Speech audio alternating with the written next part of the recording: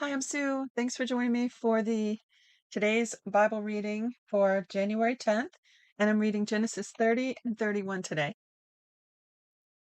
Verse 1. When Rachel saw that she bore Jacob no children, Rachel envied her sister.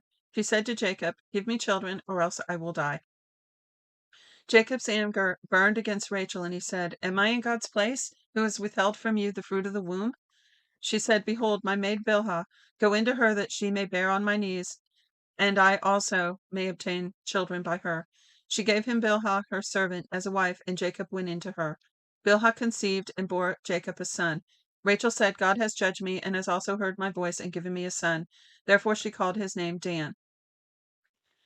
Bilhah, Rachel's servant, conceived again and bore Jacob a second son.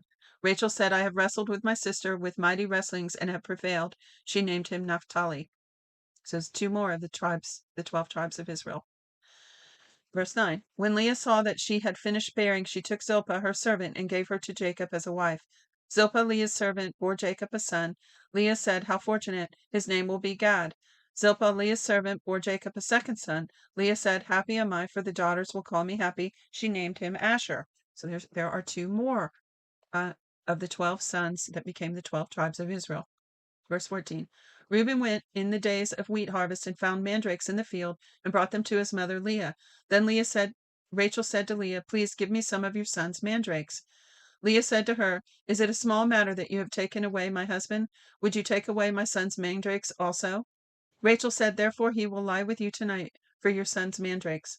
Jacob came from the field in the evening, and Leah went out to meet him and said, "You must come in to me, for I have surely hired you with my son's mandrakes. He lay with her that night. God listened to Leah, and she conceived and bore Jacob a fifth son. Leah said, "God has given me my hire, because I gave my servant to my husband." She named his name Issachar. Leah conceived again and bore a sixth son to Jacob. Leah said, "God has endowed me with a good dowry. Now my husband will live with me, because I have borne him 6 sons. She named him Zebulun. Afterwards she bore a daughter and named her Dinah. God remembered Rachel, and God listened to her and opened her womb. She conceived, bore a son, and said, "God has taken away my reproach." She named him Joseph, saying, "May Yahweh add another son to me." When Rachel had borne Joseph, Jacob said to Laban, "Send me away that I may go to my own place and to my own country. Give me my wives and my children for whom I have served you, and let me go, for you know my service with which I have served you." Laban said to him, "If now I have found favor in your eyes, stay here, for I have divined that Yahweh has blessed me for your sake." He said, "Appoint me your wages, and I will give it." Jacob said to him, "You know how I have served you, and how your livestock have fared with me. For it was little which you had before I came, and it has increased to a multitude. Yahweh has blessed you wherever I turned. And now will I provide for my own house also?" Laban said, "What shall I give you?" Jacob said, "You shall not give me anything. If you will do this thing for me, I will again feed your flock and keep it. I will pass through all your flock today, removing from there every speckled and spotted one, and every black among the sheep, and the spotted and the speckled among the goats. This will be my hire. So my righteousness will answer for me hereafter, when you come concerning my hire that is before you. Every one that is not speckled and spotted among the goats and among the black sheep, that might be with me. Wait. Every one that is not speckled and spotted among the goats, and black among the sheep, that might be with me, will be considered stolen." Laban said, "Behold, let it be according to your word." That day he removed the male goats that were streaked and spotted, and all the female goats that were speckled and spotted, every one that had white in it, and all the black ones among the sheep, and gave them into the hand of his sons. He set 3 days' journey between himself and Jacob fed the rest of Laban's flocks. Jacob took to himself rods of fresh poplar, almond, and plane tree, and peeled white streaks in them, and made the white appear which was in the rods. He set the rods which he had peeled opposite the flocks in the water troughs, where the flocks came to drink. They conceived when they came to drink. The flocks conceived before the rods, and the flocks produced, streaked, speckled, and spotted. Jacob separated the lambs and set the faces of the flocks toward the streak, and all the black in Laban's flock. He put his own droves apart and didn't put them into Laban's flock. Whenever the stronger of the flock conceived, Jacob laid the rods in front of the eyes of the flock in the watering troughs, that they might conceive among the rods. But when the flock were feeble, he didn't put them in. So the feebler were Laban's, and the stronger Jacob's. The man increased exceedingly, and had large flocks, female servants, and male servants, and camels, and donkeys. Jacob heard Laban's son's words, saying, Jacob has taken away all that was our father's. He has obtained all this wealth from that which was our father's. Jacob saw the expression on Laban's face, and behold, it was not toward him as before. Yahweh said to Jacob, return to the land of your fathers and to your relatives, and I will be with you. Jacob sent and called Rachel and Leah to the field to his flock, and said to them, I see the expression on your father's face, that it is not toward me as before, but the God of my father has been with me. You know that I have served your father with all my strength. Your father has deceived me and changed my wages 10 times, but God didn't allow him to hurt me. If he said, the speckle will be your wages, then all the flock bore speckled. If he said, the streaked will be your wages, then all the flock bore streaked. Thus God has taken away your father's livestock and given them to me. During mating season, I lifted up my eyes and saw in a dream, and beheld, the male goats which leapt on the flock were streaked, speckled, and grizzled. The angel of God said to me in the dream, Jacob, and I said, Here I am. And he said, Now lift up your eyes, and behold, all the male goats which leap on the flock are streaked, speckled, and grizzled. For I have seen that all Laban does to you. I am the God of Bethel, where you anointed a pillar, where you vowed a vow to me. Now rise, get out from this land, and return to the land of your birth. Rachel and Leah answered him, Is there yet any portion or inheritance for us in our father's house? Aren't we considered as foreigners by him? For he has sold us and also used up our money. For all the riches which God has taken away from our father are ours and our children's. Now then, whatever God has said to you, do it. Then Jacob rose up and set his sons and wives on the camels, and took away all his livestock and all his possessions which he had gathered, including the livestock which he had gained in Padan Aram, to go to Isaac his father in the land of Canaan. Now Laban had gone to shear his sheep, and Rachel stole the teraphim that were his father's. And the teraphim were household idols that may have been associated with inheritance rights to the household property.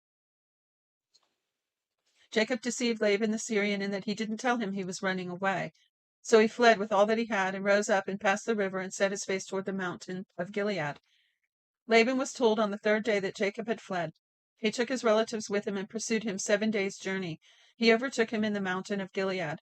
God came to Laban the Syrian in a dream of the night, and said to him, Be careful that you don't speak to Jacob either good or bad. Laban caught up with Jacob. Now Jacob had pitched his tent in the mountain, and Laban with his relatives encamped in the mountain of Gilead. Laban said to Jacob, What have you done that you have deceived me and carried away my daughters like captives of the sword? Why did you flee secretly and deceive me, and didn't tell me that I might have sent you away with mirth and songs and tambourine and harp, and didn't allow me to kiss my sons and my daughters? Now have you done foolishly? It is in the power of my hand to hurt you, but the God of your father spoke to me last night, saying, Be careful that you don't speak to Jacob either good or bad. Now you want to be gone because you greatly longed for your father's house. But why have you stolen my gods? Jacob answered Laban, Because I was afraid, for I said, Lest you should take your daughters from me by force. Anyone you find your gods with shall not live. Before our relatives, discern what is yours with me, and take it. For Jacob didn't know that Rachel had stolen them.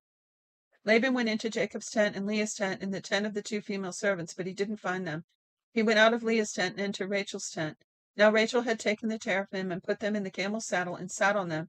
Laban felt all around the tent, but didn't find them. She said to her father, Don't let my lord be angry that I can't rise up before you, for I am having my period. He searched, but didn't find the teraphim. Jacob was angry and argued with Laban. Jacob answered Laban, What is my trespass? What is my sin that you have hotly pursued me? Now that you have felt around in all my stuff, what have you found of all your household stuff? Set it before my relatives and your relatives, that they may judge between us two. These 20 years I have been with you. Your ewes and your female goats have not cast their young, and I haven't eaten the rams of your flock. That which was torn of animals I didn't bring to you. I bore its loss. Of my hand you required it, whether stolen by day or stolen by night. This was my situation. In the day of the drought consumed me, and the frost by night, and my sleep fled from my eyes. That's a tongue twister. I'm going to read that last one again. This was my situation. In the day the drought consumed me, and the frost by night, and my sleep fled from my eyes. These 20 years I have been in your house. I served you 14 years for your 2 daughters and 6 years for your flock, and you have changed my wages 10 times. Unless the God of my father, the God of Abraham, and the fear of Isaac had been with me, surely now you would have sent me away empty. God has seen my affliction and the labor of my hands, and rebuked you last night. Well, you could write a whole book on all the problems they had in this family, starting with Abraham. It's kind of funny. 43, verse 43. Laban answered, funny and not funny, right? Kind of sad, actually. And yet it's wonderful that God uses imperfect people, an imperfect family to bring about his perfect purpose. I love it. And brought the Messiah through this beautiful family with all their weaknesses. Verse 43. Laban answered Jacob, the daughters are my daughters, the children are my children, the flocks are my flocks, and all that you see are mine. What can I do today to these my daughters or to their children whom they have borne?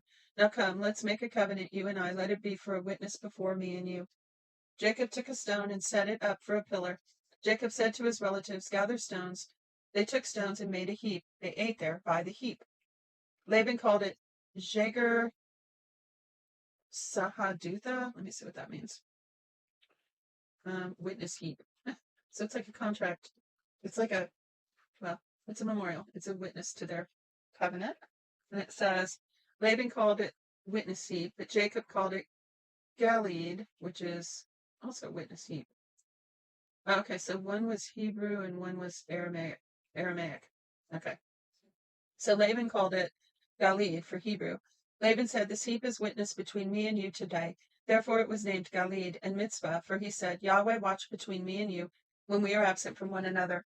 If you afflict my daughters, or if you take wives in addition to my daughters, no man is with us. Behold, God is witness between me and you. Laban said to Jacob, see this heap and see the pillar, which I have set between me and you. May this heap be a witness, and the pillar a witness, that I will not pass over this heap to you, and that you will not pass over this heap and this pillar to me for harm. The God of Abraham and the God of Nahor and the God of our father judge between us. Then Jacob swore by the fear of his father Isaac. Jacob offered a sacrifice in the mountain and called his relatives to eat bread. They ate bread and stayed all night in the mountain. Early in the morning, Laban rose up and kissed his sons and daughters and blessed them. Laban departed and returned to his place. And that is the end of chapter 30 and to 31 for Genesis, for the reading for January 10th. Thanks again for joining me. I just love it. I hope you'll join me again tomorrow. God bless you.